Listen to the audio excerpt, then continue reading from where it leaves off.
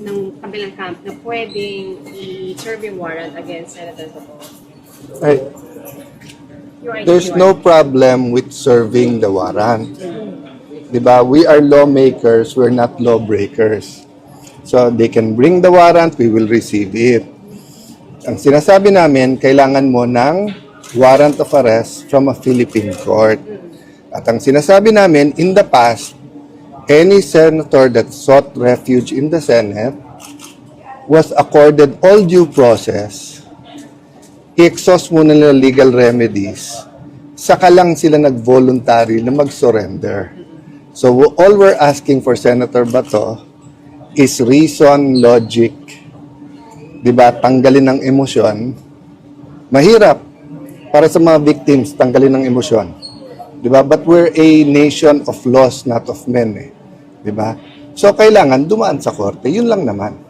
So, pag dumaan sa korte, na-exhaust lahat ng legal remedies, kami na mismo kakausap kay Senator Bato na sumuko na. At yun din ang sinabi niya sa akin, even nung nagtatago pa siya, na pagka local court at na-exhaust, susunod siya. Police siya eh.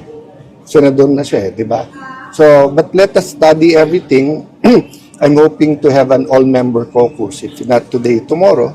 Kasama sa agenda doon yung impeachment.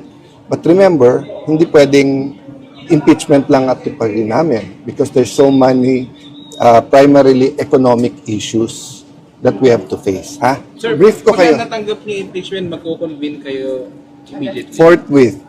So the next Forthwith. day, The The next next day, day. So, I consulted also Senator Soto. Sabi niya, process, ibigay muna sa committee on rules. So, we will do what has to be done and there won't be delays. Basta Okay? forthwith.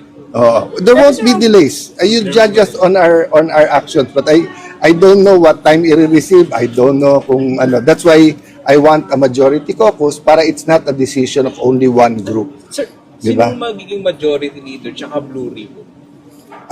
We're still discussing it. So hindi tinatanggap pa ni Joel yung Then all other committees, there's hardly no discussion pa except kung sino yung mga incumbent. Sir, ang forthwith, di ba within reasonable time, depending Yeah, on- but we won't delay. We won't delay. There's no reason.